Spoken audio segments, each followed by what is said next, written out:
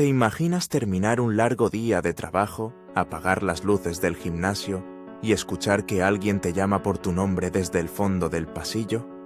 ¿Te imaginas girarte y ver a una persona que conoces, a alguien con quien reíste, con quien compartiste días normales, pero que esa noche te mira de una forma diferente? Ahora imagina que estás sola o solo. Son casi las 11 de la noche. Afuera, la ciudad duerme. Dentro, solo se escuchan tus pasos resonando contra el suelo del vestuario. Y sin saberlo, estás a punto de vivir los últimos segundos de tu vida. Este video revela un caso que parece extraído de una película de horror, pero no lo es. Es escalofriantemente real. Cerca de la medianoche, en el distrito financiero de Sydney, uno de los colegios más destacados de la ciudad, vio cómo sus corredores oscuros en el centro deportivo se llenaban de policías que respondían a una llamada de emergencia inquietante. Aproximadamente una hora antes, un hombre había marcado al 000 desde una cabina pública. No dio su nombre. Solo dijo una ubicación y dejó esta advertencia. Alguien debía encontrarlo antes de que los niños lo hicieran. Cuando los agentes alcanzaron los vestuarios femeninos, hallaron una puerta cerrada. La forzaron. Lo que descubrieron adentro superó cualquier expectativa. No fue evidente de inmediato quién estaba detrás de aquello. No era su familia, no eran sus amigos, tampoco era uno de sus alumnos. El agresor no era un desconocido, era alguien que ella conocía, en quien confiaba y con quien había estado compartiendo momentos durante semanas, sin sospechar que tramaba algo macabro. La escuela no dio detalles de inmediato. A las 4:30 de la mañana, los padres recibieron un mensaje. Ha ocurrido algo grave. 2 horas más tarde, otro aseguraba que ningún niño había resultado herido, pero eso apenas tocaba la superficie de lo ocurrido. Una investigación policial masiva se centró en St. Andrew's Cathedral School, un colegio privado con 140 años de historia, ubicado en el corazón de Sydney. El gimnasio y los baños fueron sellados, mientras policías custodiaban las entradas y los estudiantes, algunos con sus padres, otros solos, seguían entrando sin saber lo que sucedía detrás. Detrás de escena, los investigadores examinaban meticulosamente las grabaciones de seguridad, reconstruyendo una línea de tiempo con movimientos, mensajes y aquella misteriosa llamada nocturna. Fue en ese proceso que descubrieron algo inquietante. Una joven empleada del colegio había desaparecido mientras estaba de servicio. Pronto entendieron que jamás había abandonado el edificio. Alrededor de las 7 de la noche, las cámaras mostraban a la joven caminando hacia el baño del gimnasio con una expresión tranquila y natural. Minutos después, un hombre la siguió. Él salió solo y desapareció en la noche. La joven era Lily James, entrenadora amada por estudiantes y colegas por igual, energética, cercana, llena de vida. Estudiaba dirección de negocios deportivos en la Universidad de Tecnología de Sydney y daba clases de natación y waterpolo en el colegio. También colaboraba con actividades extracurriculares durante las tardes. A sus 21 años, Lily poseía una seguridad admirable, competitiva, atlética y con una pasión innegable por el trabajo en equipo. También tenía un gran sentido del humor. Sus amigos la describían como encantadora, sociable, divertida. Los chicos que entrenaba la adoraban. Sus compañeros la respetaban. A su familia era el centro de su mundo.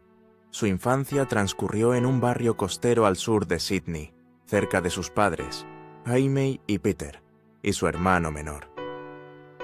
En la secundaria combinó danza y natación. Vivió una adolescencia plena, con metas claras y sueños nacientes. Pero su atractivo no era solo físico. Era confiable, compasiva y generosa. Tenía planeado un viaje aquel fin de semana. Estaba emocionada. Era alguien en quien cualquiera podía depositar su confianza. Por eso, cuando aquella noche dejó de responder mensajes y no regresó a casa, Su familia sintió el peso del temor. Alrededor de las 10 de la noche, su padre le envió un mensaje. ¿Te recojo? Minutos después, recibió una respuesta inquietante desde su teléfono. No llames, no preguntes por qué. Ven a la escuela, por favor. Las palabras no le sonaban propias, y cuando llamó de vuelta, nadie contestó. Quienquiera que usara su móvil sabía exactamente lo que hacía. El agresor no era un extraño, era alguien que trabajaba con ella. El colegio estaba repleto de jóvenes entrenadores y estudiantes. Lily entrenaba natación y waterpolo, mientras él ejercía clases de hockey y cricket, particularmente por la tarde, cuando las actividades extracurriculares llenaban los pasillos de vida. Se llamaba Paul Tyson. A los ojos de todos, era encantador, responsable y dotado para trabajar con niños, uno de los entrenadores más respetados. A finales de septiembre, Lily y él empezaron a coincidir más seguido. Lo que comenzó como una amistad acabó volviéndose algo más profundo. Sus colegas notaron que reían juntos, compartían bromas, charlas, momentos de complicidad. Tenían un aire de competitividad mutua y alegría compartida. Lily nunca fue de las que se lanzaban rápidamente a las relaciones. Por eso el hecho de que comenzara con Paul indicaba cuánto confiaba en él. Paul parecía encajar perfectamente en su mundo. Trabajador, deportista, amable y bien familiarizado con el entorno escolar. Su familia escuchó hablar de él. Sabían que Lily veía a alguien del trabajo llamado Paul. Aunque no lo habían conocido en persona, verlo tan feliz les tranquilizaba. Ella se sentía así, emocionada, alegre, ilusionada. Esa clase de alegría en la que dices nosotros en vez de yo. En ese tipo de momentos, muchos bajan la guardia.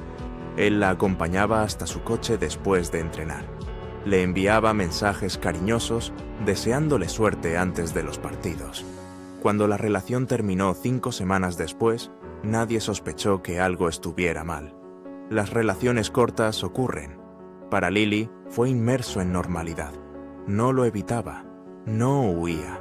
Habían terminado como adultos y seguían trabajando juntos en el colegio. Se escribían mensajes, se saludaban sin tensión, coincidían en el campus. Todo lucía como siempre.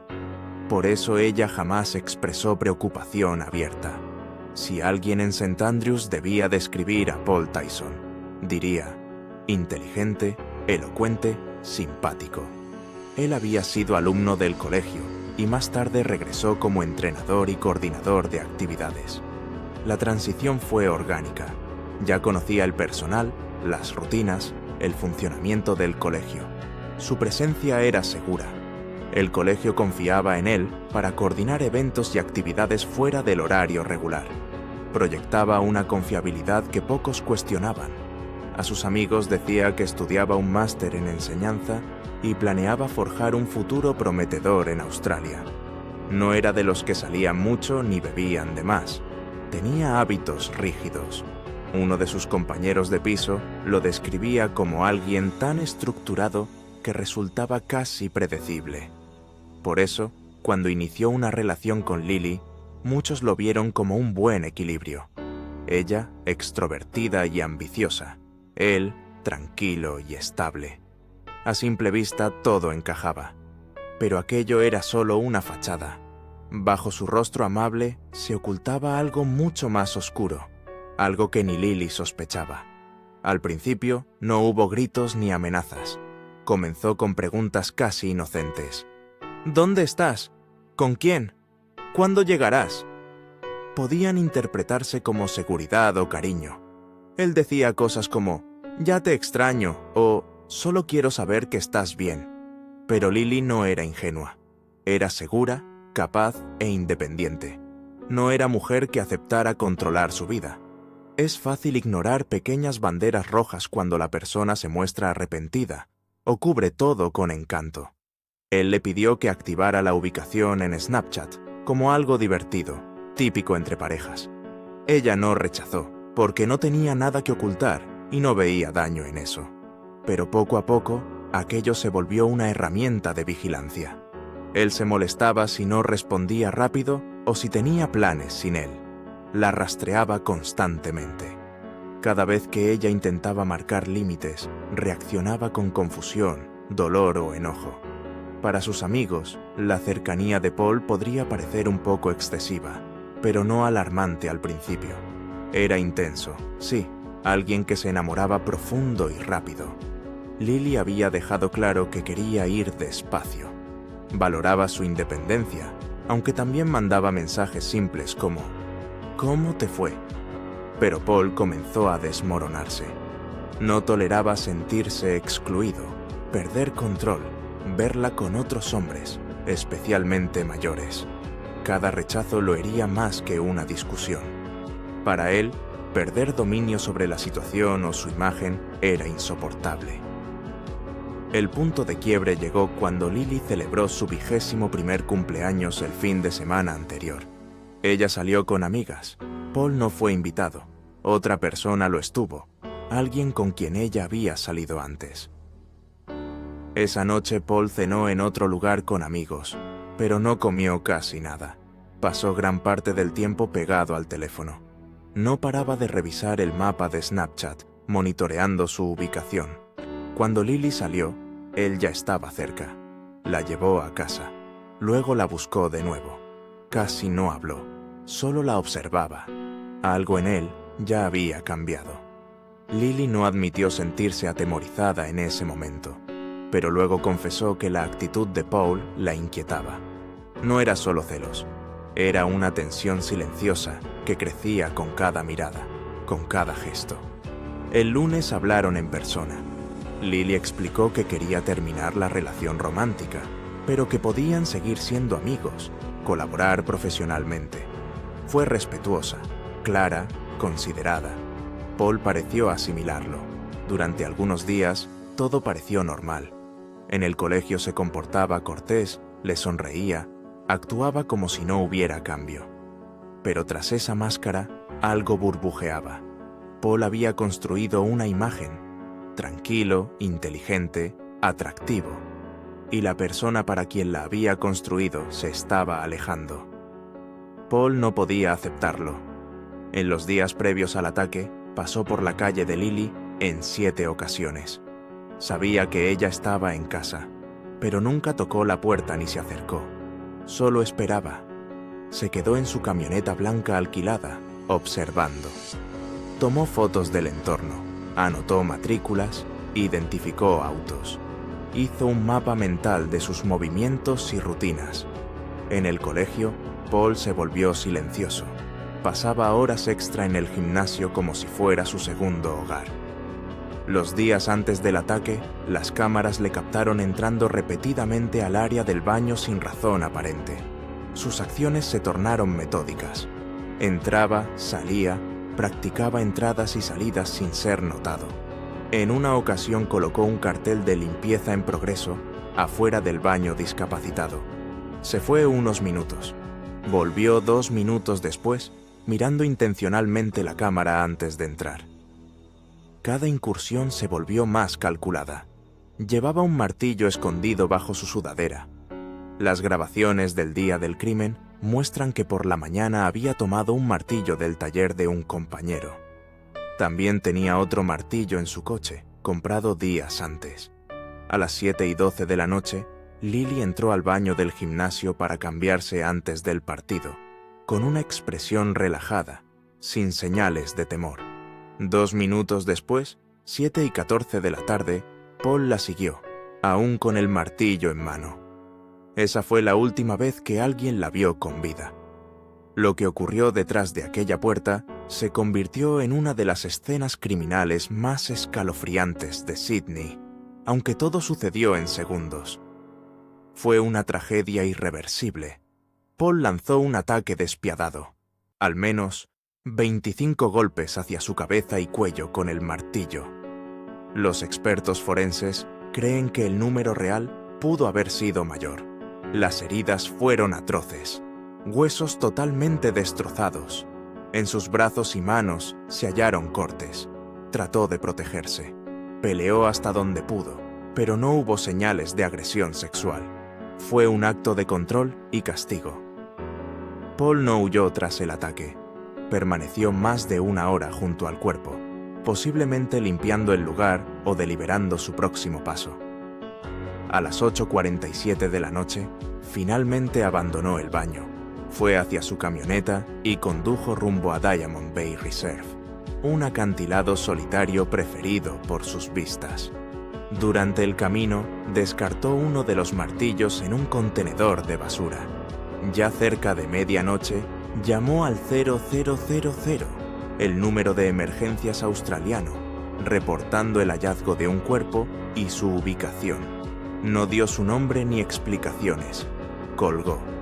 Minutos después, desde el teléfono de Lily, envió mensajes al padre. «No llames. Ven al colegio ahora, por favor». Cuando Jaime James devolvió la llamada, nadie respondió. Condujo hacia el colegio sin saber lo que le esperaba. Lily no estaba allí. Ella ya no estaba. Tras hacer la llamada anónima al 0000, Paul estacionó cerca de las rocas de Diamond Bay. Dejó una mochila con ropa, un cepillo de dientes y un teléfono viejo, no el que usaba. Ni el teléfono habitual de Lily, ni el suyo, fueron encontrados jamás. Antes de irse, pagó 6 meses de alquiler por adelantado, como cerrando cabos sueltos.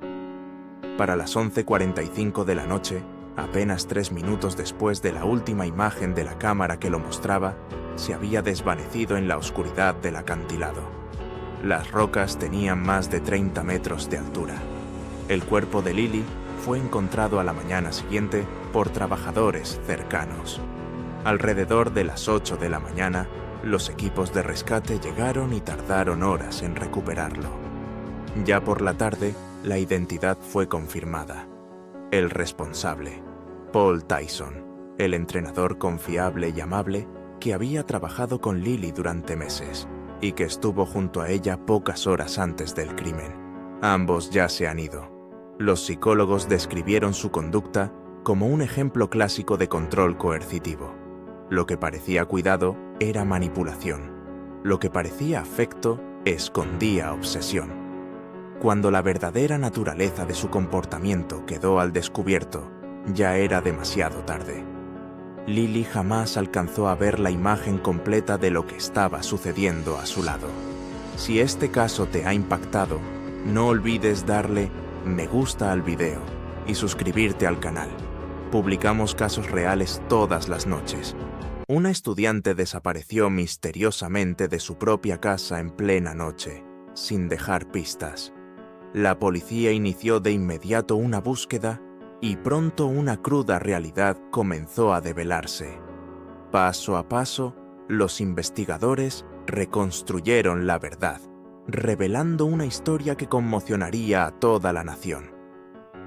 Eve Carson nació el 19 de noviembre de 1985 en Athens, Georgia.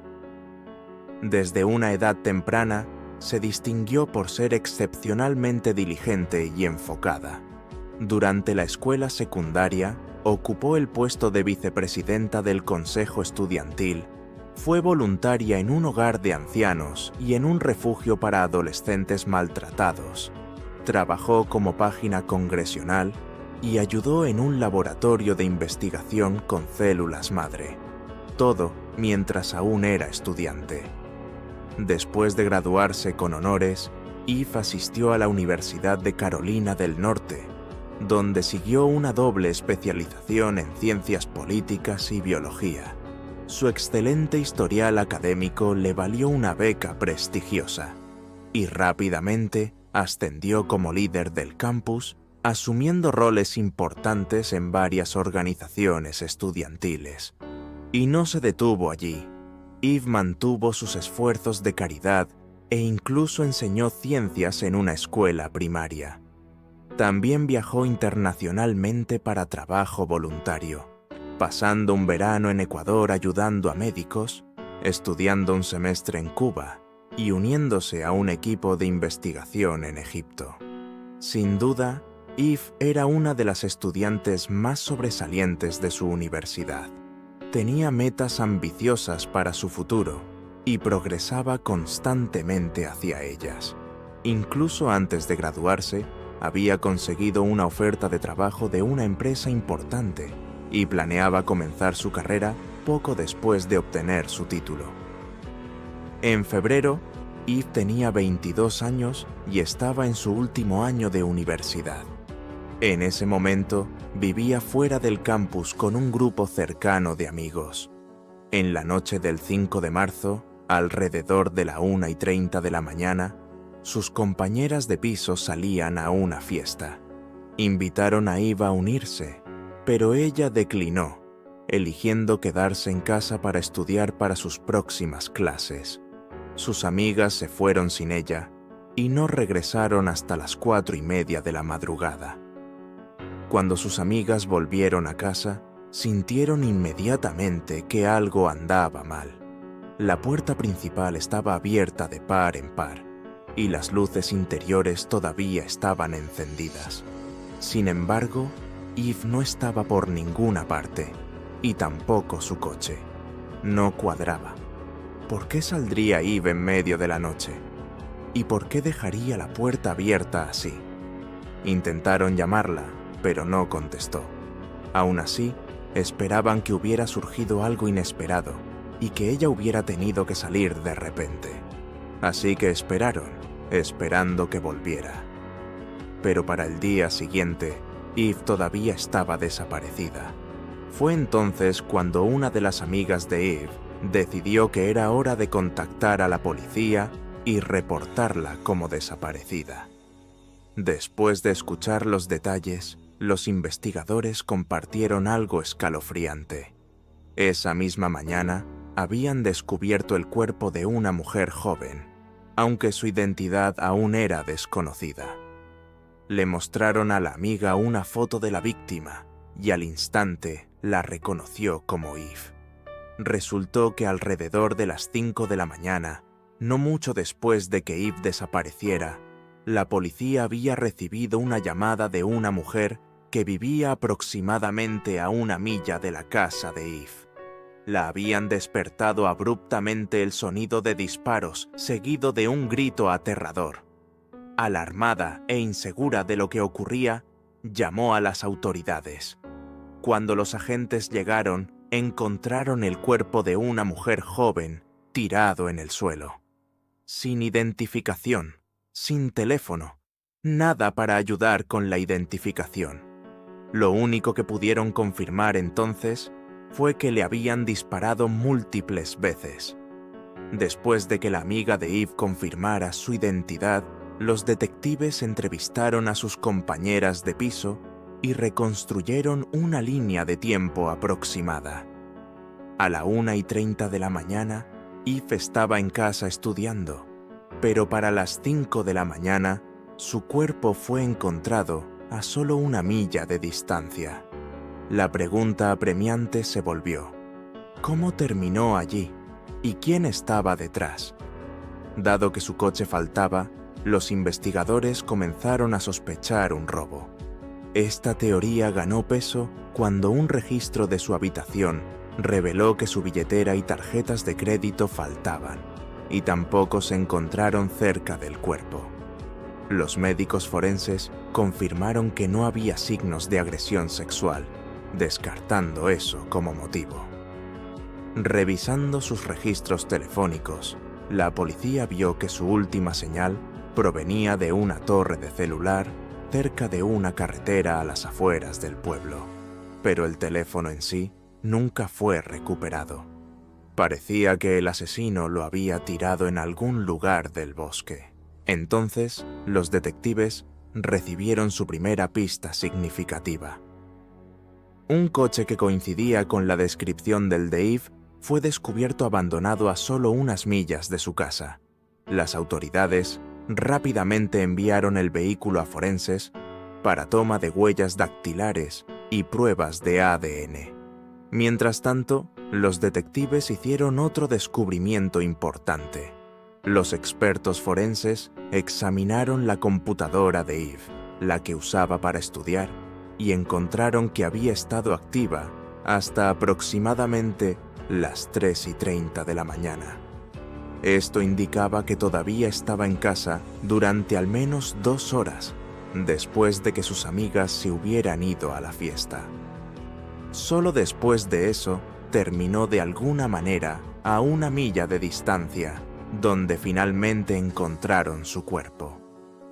Para entonces, la noticia del asesinato de Eve se había extendido por toda la ciudad, dejando su campus universitario en shock. Casi todos la conocían. Estaba profundamente involucrada en casi todas las organizaciones estudiantiles importantes. La comunidad no podía creer que se hubiera ido. Junto con el dolor, llegó una creciente sensación de miedo.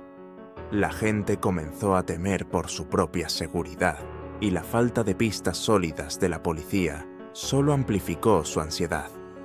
Como resultado, los detectives fueron inundados con tips. Los estudiantes reportaban cualquier cosa remotamente sospechosa con la esperanza de ayudar en la investigación. Sin embargo, a pesar de la afluencia de información, ninguna de las pistas acercó a las autoridades a resolver el caso. Entonces, los investigadores recibieron un avance crucial. Dado que parecía que el asesino había tomado las tarjetas de crédito de Eve, la policía examinó su historial de transacciones y lo que descubrieron fue significativo. Solo 18 minutos después de que Eve usara su computadora por última vez, alguien retiró $700 de su cuenta a través de 2 transacciones separadas. Los intentos de retirar más dinero fueron bloqueados debido al límite diario. El cajero automático utilizado estaba ubicado cerca de un centro comercial en las afueras del pueblo. Los detectives solicitaron inmediatamente las imágenes de seguridad y, como esperaban, obtuvieron una coincidencia clara. Las imágenes revelaron a un hombre sentado dentro del coche de Eve, usando su tarjeta en el cajero automático.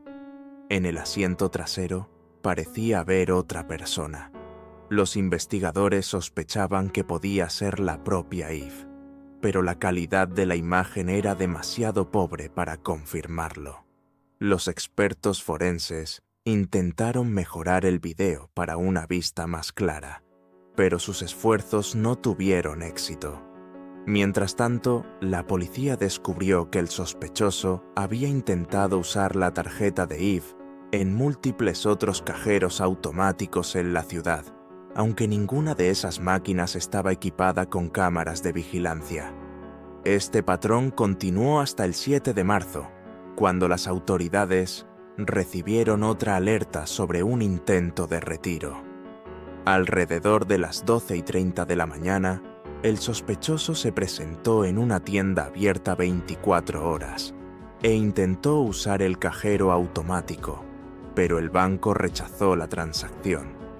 Los agentes se apresuraron a la tienda, que estaba en un pueblo vecino, y esta ubicación sí tenía una cámara de seguridad funcionando. Al revisar las imágenes de esa noche, vieron a alguien intentando usar la tarjeta de Eve, pero con un giro sorprendente. No era el mismo hombre visto en el video anterior del cajero automático.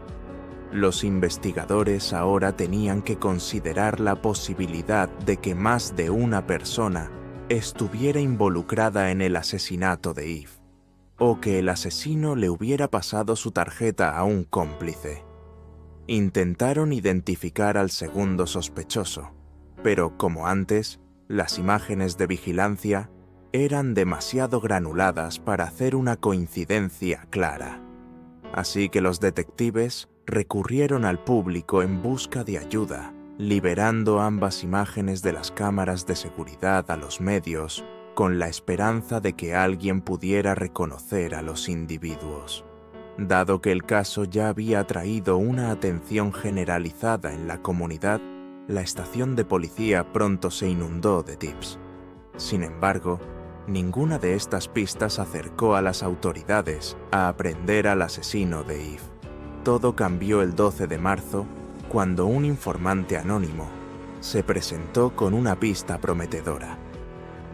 La persona que llamó afirmó reconocer al hombre en el segundo video de vigilancia de la tienda y lo identificó como Diario Atwater. Los detectives comenzaron a investigar los antecedentes de Atwater y descubrieron algunos detalles preocupantes. Con solo 21 años, ya tenía un extenso historial criminal que incluía múltiples arrestos por robo, agresión, delitos de drogas y otros crímenes. Aunque había cumplido tiempo en la cárcel, también había sido liberado anticipadamente en varias ocasiones. También descubrieron que solo 2 días después del asesinato de Eve, Diario debía presentarse en la corte por portar una pistola mientras estaba en libertad condicional. Las autoridades revisaron fotos policiales antiguas de Atwater y las compararon con las imágenes de la tienda, confirmando el sorprendente parecido. Estaba claro que tenían a la persona correcta. Además, se enteraron de que Diario vivía cerca de la tienda, lo que llevó a los detectives a ir directamente a su residencia. Durante el interrogatorio, Diario negó cualquier participación en el asesinato, pero el video de vigilancia proporcionó motivos suficientes para llevarlo bajo custodia. Mientras continuaba la investigación, la policía descubrió que Diario se comunicaba frecuentemente con un joven de 17 años llamado Lawrence Lovett, quien ya tenía sus propios antecedentes penales a pesar de su corta edad.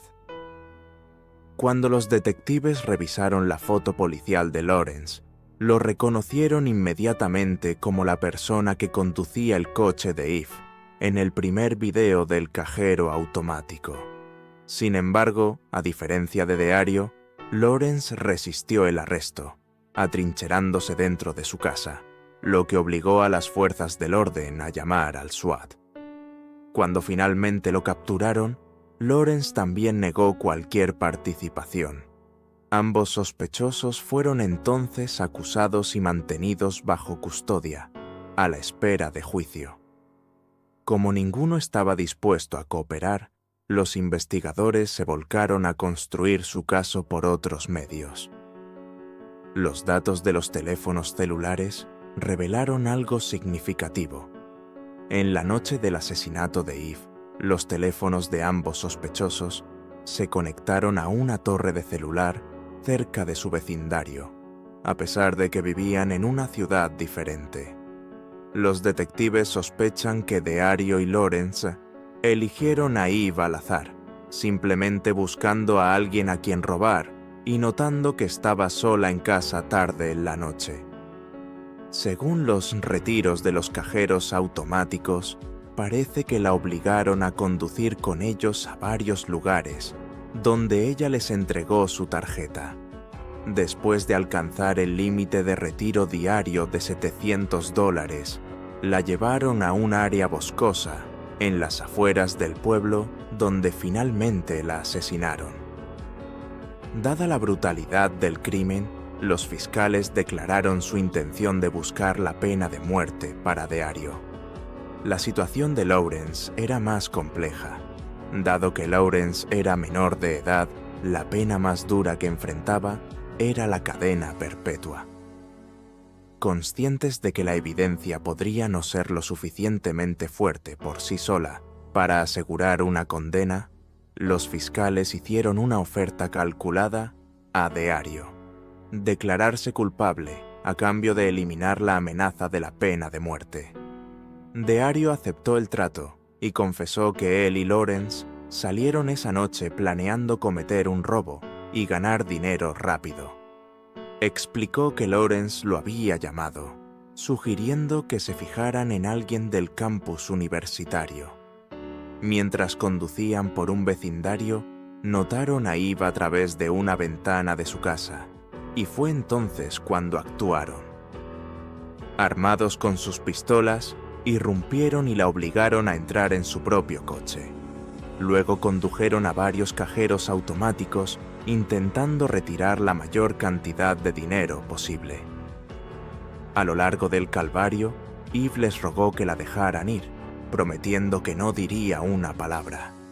Ella solo quería llegar a casa. Pero ellos tenían otros planes. Según Deario, decidieron matarla porque había visto sus caras a pesar de que ellos nunca intentaron ocultarlas. Finalmente, la llevaron a una calle desierta y le dispararon múltiples veces con 2 armas. Deario también compartió algo profundamente desgarrador. Justo antes de matarla, Eve les pidió que rezaran con ella. En lugar de mostrar misericordia, la mataron a tiros fríamente. En abril de 2010, 2 años después del asesinato, Deario fue declarado culpable. Gracias a su declaración de culpabilidad, el juez lo sentenció a cadena perpetua en lugar de la pena de muerte, más 30 años adicionales. Después del veredicto, Deario se dirigió a los padres de Eve, se disculpó por sus acciones y admitió que merecía el castigo que recibió. Mientras tanto, Lawrence se negó a declararse culpable y su juicio comenzó en diciembre de 2011.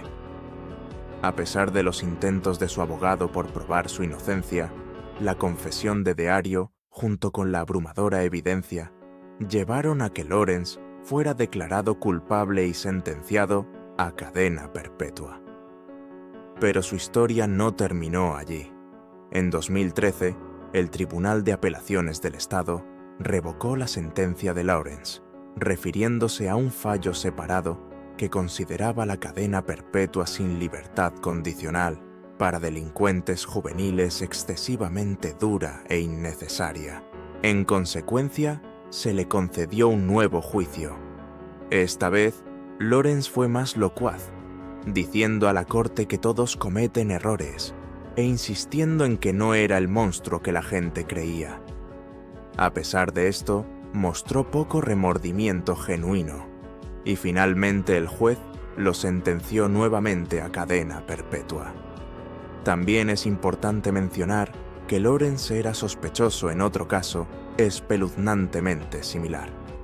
En enero de 2008, solo meses antes del asesinato de Eve, un estudiante de 29 años sufrió un allanamiento y fue asesinado en su apartamento. Tras el asesinato, se retiró dinero de la cuenta de la víctima en varios cajeros automáticos de la ciudad. Sin embargo, las autoridades nunca obtuvieron pruebas suficientes para vincular a Lawrence con ese crimen, y los cargos finalmente fueron retirados. El caso de Eve no solo captó la atención nacional, sino que también provocó un cambio significativo. En febrero, los legisladores de Carolina del Norte promulgaron una nueva ley que introdujo penas más severas y procedimientos más rigurosos para las personas involucradas en delitos relacionados con pandillas. Esta ley entró en vigor el 1 de diciembre y se aplica a todos los crímenes cometidos a partir de esa fecha. La legislación fue inspirada directamente por la tragedia que le sucedió a Eva. En su universidad se estableció una beca en su honor y se creó un jardín conmemorativo en el campus para preservar su memoria. En febrero de 2009, uno de los amigos cercanos de Eve se convirtió en finalista en American Idol. Mientras actuaba en el escenario, compartió cómo la muerte de Eve lo motivó a arriesgarse y presentarse a la audición. Expresó que sin Eve nunca habría encontrado el coraje o la determinación para perseguir su sueño. Si este caso te ha parecido fascinante, no olvides darle like al video y suscribirte al canal. Publicamos videos de casos criminales todas las noches.